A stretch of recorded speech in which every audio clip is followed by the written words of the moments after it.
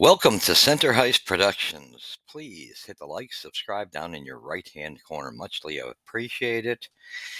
And share the video as well. Thank you to those who are following. Please do that for me. That would be muchly appreciated. Those newcomers, subscribe and hit the likes. We're trying to grow this channel as we are building we have been doing this to build an integral channel, and it's kind of crucial as you get proper straight up reviews of the games, proper insight of actually what's going on in the team news wise, not rumors. We don't tend to we consider ourselves more integral than to run off of rumors. We sometimes have to respond to them because so many sites pour out false information and use clickbait. We won't do that here. All right, so thank you for that. Now, as this actually said, this was Toronto coming into Montreal last night, and we know the detrimental news was the Laine injury. Okay, so this was a 2-1 game. This score ended up better than what the game was. 2-1 should have been worse. The way our luck went with all the circumstances that transpired in this game, was biting from the injury onward and running with 4 defensemen. So 2-1, Nick Robertson scores both goals. Again, when you know a guy's a threat, this is something I haven't understood in Montreal, and it's been going on, since the year Halak and Montreal had him and went in the playoffs, and he went quite a ways to I think the conference final with Halak. Since that point, we have never come back with a team that had responses for players who did well against us. We need to get back into that mentality of when a player is successful against you, and they had their star players were off this night. So it was much easier to keep track of him and Nyes and Cowan. That's all you had to do, and him especially, where he's got a good tricky wrist shot that seems to have our goaltender's number. With that being said, so it was 2-1. They scored in the first period, no scoring in the second. We exchanged goals in the third. Stats, well, of course, Robertson deserved the first star. Hilderby, to me, should have been the first star. Even though Robertson got 2 goals, Hilderby is phenomenal. And that is a goaltender for the Leafs in the future. If they can't spot that, there's something wrong with them. Savard was the 3rd star. First goal, Nicola, 9:17, Robertson. Sets by Cowan and Timmins on the power play, which they had a dramatically long power play. Amazing that only 1 goal was scored. No scoring in the second, third period. Nicholas Robertson at 3:22, assisted by Holmberg and Matthew Nyes. Are we surprised? And at 18:16, with 6-on-5, when we pulled our goaltender, Kirby Doc finally gets through for the Habs, assisted by Hudson and Suzuki. Final shots, you wouldn't have known it, 27-22 for the Habs. Hits, 22-16 for the Habs. Face-offs, 29-21 for the Leafs. Power plays, 1-for-4 for the Leafs. 0-for-7. See, I'm emphasizing that, 0-for-7. Power plays, ridiculous. Penalty minutes, 26 to our 41. Giveaways, 13-7 for the Habs. Takeaways, 7 apiece. Block shots, at least, still beat us in that department. We usually do better in that department, 17-15. Not even going to go into the penalty summary. I could. So anyway, we get an automatic. The Laine situation, we're going to look at that and just now discuss it after we've just discussed the stats. Knee on knee. This Perret kid says it wasn't intentional. Whether it's intentional or not, your knee went out. Okay? I looked at the tape many times. I'm not saying it's intentional, but your knee went out and you should have better control of it. It should have been at least a 2-minute penalty, which would have been a better response from the officiating, which NHL officiating has been garbage for a long time. Just ridiculous. So with that being said, again, you knew there was going to come a response, and we talk about responses. This is natural in the NHL. You take out a star player, you have to be willing to receive by the code what's coming to you, and you have to stand up and take it one way or the other. innocent or not, just like Corey Perry did 2 years ago in the playoffs, when he had to fight Foligno and got his tush handed to him, and he was taking abuse from the entire Leafs team. But he took it because he followed the code and was man enough. And with a coach like Berube, you would have thought that while this kid was on the bench, before he went out for the next shift, he would have told him, it's coming to you. Expected probably to be from Jack Eye. You have to take the fight on. It's just code. Take your lumps and bruises and just take it and it'll be over with.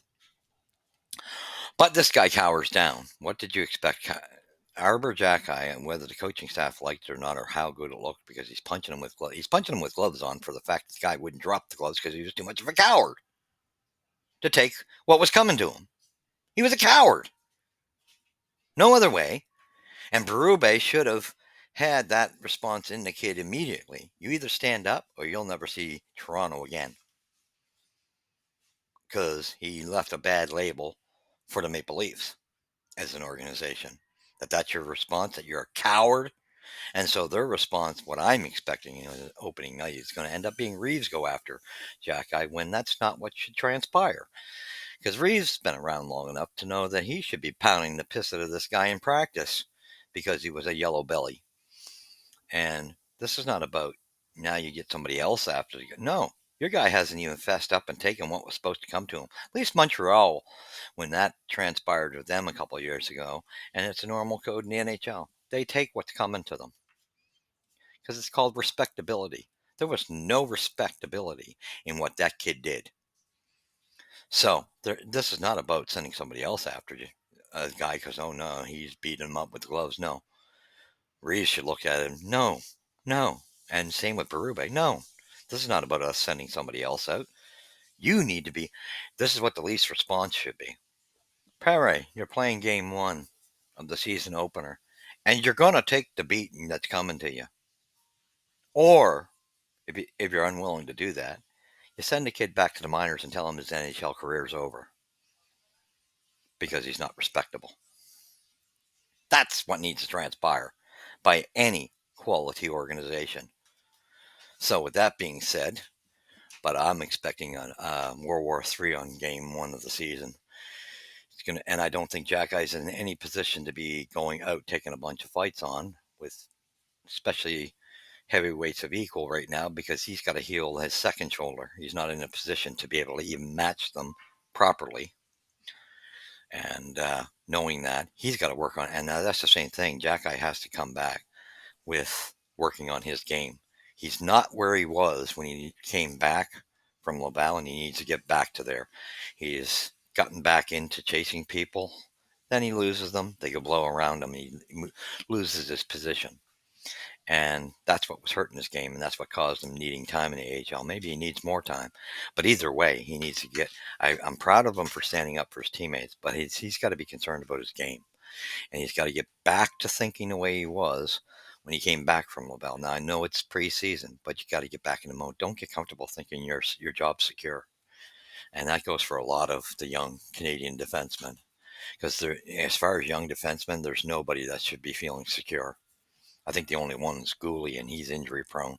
And we got to see if he can come out of that. But other than that, that out of the young kids, it's going to be Hudson that makes the team. Nobody else should, other than defensemen, from what I can see right yet. I think there's two of them that can come up, and that'll be Mailloux and Reinbacher as the season goes on, and then they may, but they still need a little more time in Laval. And to me, I think their problem is they haven't grown into their bodies weight-wise and muscle-wise, and I think that's what they got to work on is their lower body. If you remember with Slafkovsky when he came in the league, he was falling down very easily. I think those two have the same problem. They haven't grown into their body and strengthened the lower body enough, and they think once they do that, then they'll be the threats and the defensemen they're supposed to be, because they both have different issues. Reinbacher tends to play his position defensively very well, where Mailloux gives us more of an offensive side, but kind of gets caught running around a bit. But physically, they both seem to have issues staying up on their feet, because when they throw a hit, they seem to be the ones going down. That's just growing into your body. So now, with that being said, that's where the defense stands. Laine Hudson is the only one of the youngsters that I can see fitting into this. But I do think there's a battle here. And I know people exclude Jack-Eye, but I think Jack-Eye's in the battle. I think it's Jack-Eye. Barron's number one. He's not grabbed the ties on that right side whatsoever. He trips over his own feet, and that's the big knock against him. If he would stop getting in his own way, he'd be all right. And his defensive game still needs to improve, physicality wise. It's coming, but it's a long ways off. He hasn't grabbed the range yet, but that getting in his own way, tripping over his own feet is his worst problem. Uh, that being said, so he's number one. If there's a trade, to me, if for anybody that's in Montreal on defense, he's the guy to go. Next, it's unfortunate that Struble will be in that conversation because the left side is so packed. But Struble has actually been showing, even though we know there's things we need more, he's showing he's at least at a place that he's more positional and ready at the moment. But I don't think long term he will be the answer. So he gets put into the equation too, and we know Trudeau's not even going to be in the equation to come into Montreal. So, but he is NHL material. So those three you could see defensively we could use in a trade package, and I think we better start thinking about it because I think we've lost Laine for the year if that injury is what I think it is, and that's a heartbreaker. And we're right back to square one. This team, if that's the case, I put them at 86, thinking, that would be a step up. That was including Laine in the package. With that, just turns us into not having a second line again. Having one player on the second line, that's second line material is not enough. You need two wingers too. You can't just have Doc alone with two third liners. Doesn't work. Okay, we're back at square A if Lonnie's gone, because all we needed was one winger. Because Newhook's got to get him off that line. He doesn't fit, and I don't give a damn what the coaching staff is seeing. He's the third liner. That's why Colorado got rid of him. Now he's a good player. I liked his hustle last night, getting back on the odd man rush. He was there. I love his hustle, but it doesn't change the fact he's the third liner. I still never liked that trade. Nothing against him. He is a good third liner. They just gave up too much for him. I've always said that, and I said the same darn thing about the Barron trade. I'm not happy about it. Giving up Lehkonen, I'm just not. A lot of people are going to say it's the contract. I don't care what it was. I just don't like what we went out, an unknown. Okay, that was how I seen it. And I see what we got, and I still say we lost that trade too. Those are two trades. Now, don't get me wrong, management has done a good job of building this team, but it's not anybody. This is what the problem is in Habs land. And it goes with the reporters too. But reporters are so full of crap 9 times out of 10 anyway. We should all know that. They just want a story. So in reality, we should know where our team stands. This team is only 3 years into it, going into the fourth. They're not done the rebuild. Jeff Gordon said it at best. If we don't do this right, it's going to go on longer, and we don't want that. And that came through an interview that I seen on Sportsnet, and he's right. We're not, and so I understand that management's saying they believe in their players, that they're going to be in the mix. That's being really positive. This team is not going to be in the mix, not for a wild card anyway. Now I don't even know if they're going to be in the mix. I haven't seen anything that's shown me they're going to be in the mix. I gave them a 10-point jump from last year, and now I'm wondering even if that's going to hold true. Because I'm not seeing enough positives. Because, yes, I love Laine Hudson, but he's got to work on his shot. He has no shot from the point. That's the one bad thing that's where he's not Markov. That's where he's not Subban. They had blasts from the point. He's got to get a shot, and he can. He can grow into that, but they're going to know. Yes, he'll be a great mover of the puck as a QB on the power play, but they're going to know he doesn't have the shot. So he has to gain that, just like Hughes did in Vancouver, and it can come. And it probably will as long as he works on it. But right now, they're going to know that. So he's not totally where he needs to be.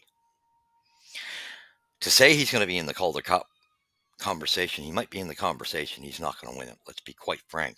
He's not going to compete with forwards like Michkov and Celebrini. Let's be realistic. Okay? And Montreal doesn't have the ingredients that these teams have. Let's be realistic. Okay? Well, not so much Celebrini, but yeah, anywho, there's, you got to have the pieces around you as well. And Montreal has far too many problems where we got a very young defense that is making a lot of mistakes. Now they need to really get responsible and tighten things up. And that means their forwards. A lot of this is going to be on the forwards too, if they're going to change the goals against. Because that first goal didn't look good on Monty. The second goal looked worse on Primo. Because this is what I've been saying. Those two tend to want to go down too much, and they do. And we bite the bullet for that. There's nothing, we know that's a part of today. A lot of today's goaltenders, this butterfly thing, whatever you want to call it, down to your knees. But it's knowing when to go, using your IQ. Primo doesn't have a glove or a blocker, so he should be not headed there quickly. He should want to be up. And that shot that went in last night on his 5-hole, that's why Matheson didn't do anything more with Robertson, because he thought Primo would have had that. It was an easy enough shot that he should have had it. Had he stayed up, standing up, had his pads closed, standing up, he would have been able to stop that shot easily. It was him going down, in the time it took him to go down. That's where I got in the 5-hole. So that's just bad IQ, bad decision making. And that comes to my next point. As I wrote down points, we've dealt with the Laine thing, and that's scary because I hope it's not all season, but I think it is. Our response was correct with, like I said, Jack-Eye, Slav, and Anderson, and, the continual Matheson trying to. But the goalies, now we're going to talk about that. So we got 2 points out of the way out of our 5 points. Goalies. These two goaltenders, I've said it all along, they are not our future goaltenders. You can say what you want about them. They'll be okay. But we got to start talking about what we've seen and the storyline with what we've seen. This kid that showed the story Thursday night, Dobish, looked 100% better than those two goaltenders. He's got a glove, he's got a blocker, he tracks the puck better, he stays in position better, he uses his IQ better. Now, while we're waiting for Fowler and Volokin, because they're farther down in development, this kid could be our number one while we're waiting, and could turn into the backup whenever those two are where they are. Who knows, though? But you can't. At the same token, who knows? Maybe Dovish stays number one, too. That's the thing. But this kid, if there's a 9-game rule, I would be using him for those 9 games and look at him closer. I think he should have played last night, personally. And or the next 2 games in Ottawa with Ottawa, and I think I'd be playing him and Hughes and get a better look. You know what you got with Monty and Primo, but I think Dobish is shown he should be in the equation, and he might knock one of these guys out, if not both. He'll knock one out for sure. I'm sure of that. And that, we know Primo's contract is up after the end of this year. You put him in a trade again. There's another piece to trade out, and you get better goaltending with Monty and Dobish, whether it's Monty as one or Dobish as one. It's not going to matter. The other will back up better. And it's not a knock against Primo. His game has improved. He can play in the NHL. He's a backup goaltender, however. But at that, there's just way better ingredients in Dobish, and I think they need to let him prove it, and they need to even let Hughes play a bit, because I think Hughes, I think Hughes is actually a threat too to the R2 from what I've seen. But Dobish definitely has proven it, and he should be given the opportunity. Bottom dollar, because I think this guy's in the equation of who could be our future. So with that being said, that takes care of the goaltending. So Montreal needs to think of that. We had the responses. We got the stats. Okay. So the rebuild, where are we in the rebuild? Again, we're in year 3 that we just completed. So great that management is going to put that message out that we want to be in the mix. Of course, you want to be in the mix, but you're not going to be in the mix. What my meaning on that is, you might be in the lower end of the mix, but you're not going to be in the wild card mix. Let's be frank. You're not going to be at the level of Washington. You're not going to be at the level of Pittsburgh. You're not going to be at the level of Detroit. You're not going to be at the level of Buffalo. You're not going to be at the level of Ottawa. So you're going to be right under that, which means eighth in your division. You might move up a little bit, not the way we hear all.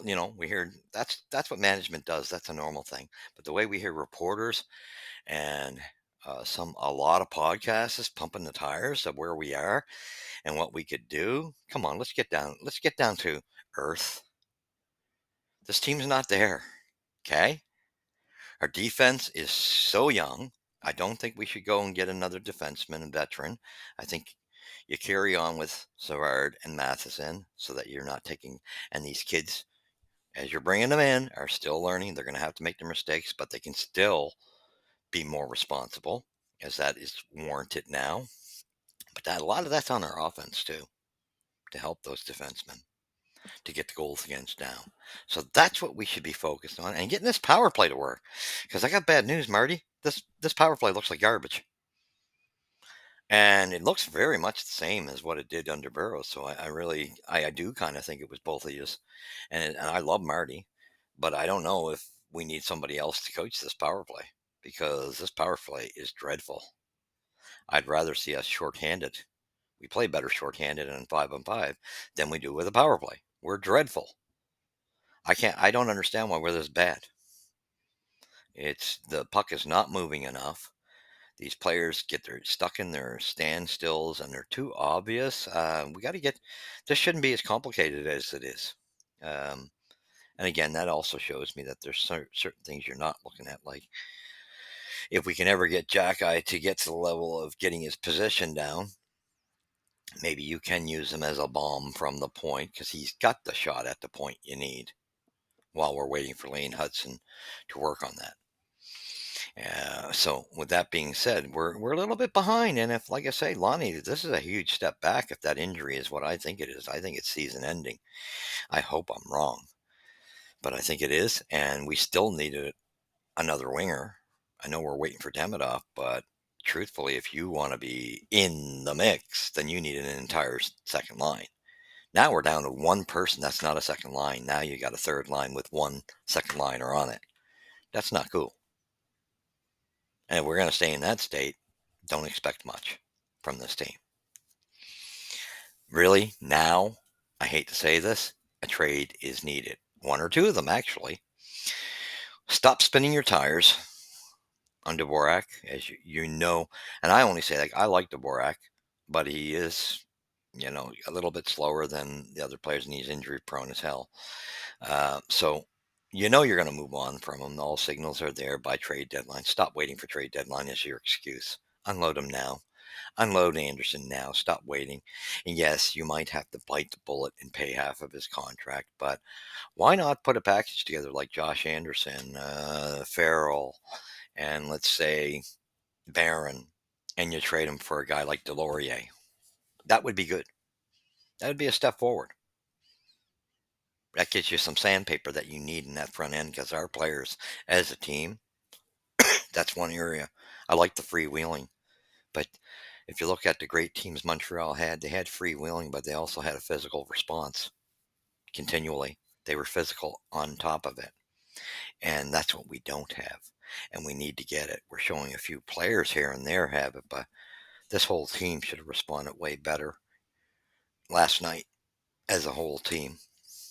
And this preseason garbage of, there's too many preseason games. Number one, that needs to be dropped to 4 at the max, and I think it's even lower. 2 to 3 is enough, because look what happens. You lose a star player. But even at that being said, a team should be able to carry extra players for the Rhinebackers going down for the Laine injuries. Those reasons. You're in preseason. You're not in a season game. Now, you don't have to replace the guys that get thrown, although that was overly disciplining Jack with throwing him out of the game on top of it.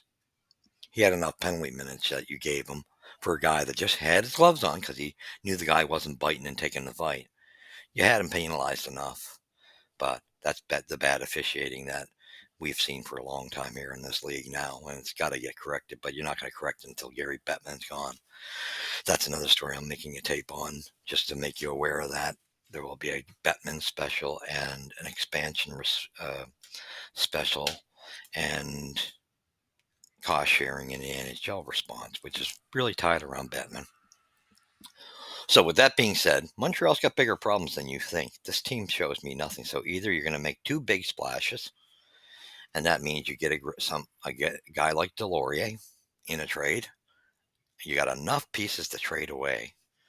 It's easy to do in your cupboards that you can package, and you can put a bad contract in with it, like Anderson in one trade with two other players and maybe a pick. Then you can put Galley and or Dvorak, whatever, both of them maybe, or make three trades, whatever it is, and you put another defenseman that's just an extra, going to be an extra again because you're so deep, and the forward that's not going to be a part of the future as well, because you can't have a bunch of small guys. That's the first thing you exclude. They can help other teams as long as they're insulated. And then again, you put maybe a pick in with it. You keep 2 or 3 guy packages with maybe a pick or two or whatever, because you got enough of them. And you get yourself a Delorier, and maybe you get yourself a top 6 winger, right? That's what the Habs need to do. So this pussyfooting around and la. If you really want to be in the mix, start making some moves to make it happen. And I love what management's doing, but we are nowhere near done. Where everybody, oh, we're done. No, you're not done to rebuild. We're only. That's why they said 5 years. It's not. You just completed your 3rd year. Come on now. Let's get real. Let's get real. Let's keep ourselves grounded. If the team does better, that's fine. I expect a little bit of progression. I don't expect giant, because Doc's not even where he's not. He doesn't even have the rust off yet. But he's got to get some wingers. And don't give me the garbage that New Hook is the second liner. He is not. He is the third liner playing on the second line, and I would think I would give Roy a chance over him right now because he hasn't fit with Laine, and now Lonnie's gone, and Doc. I would give Roy a chance before New Hook now at this point. New Hook, great little player. I loved his speed like he showed coming back on the odd man rush, but he is not a second liner. He's a third liner at best. We know it. That's why Colorado let him go. They knew it. We overpaid for him. As much as I like him, we overpaid for him. And that was what was bothered me with that trade, just like the Barron trade bothered me. Those are two trades. As great as the work that the Habs management's doing, those are two trades you lost on because you overpaid. So that's just my opinion. You can leave your opinions, but remember, keep them respectable. So that's where we sit. Unfortunate. This team is not. This team's got trouble. It's not as far in the process as you think they are, or we, as Habs fans, would like them to be. They're not there unless we start making some splashes, bigger trades that need to happen. And like I say, the defenseman, Jack needs to get back to reality of how he was playing when he came back from Laval, because we need his ingredient that he adds. But if he can't play positional, he's going to blow that out of the water. And, you know, Mayu and Reinbacher got to grow into their bodies, and Enstrom, he'll be fine once he gets some experience under his belt in Laval as well. So they need time, and our forwards need a lot more time. And right now, that's the other thing. You could leave Kapanen in. He's the closest thing to being ready in the lineup with if you got rid of these players, and that would be the way. So leave your likes, subscribe, pass it on, share it. And where's the puck drop first? Here at Center Heights Production. We'll catch you in the next episode, which will be about the league.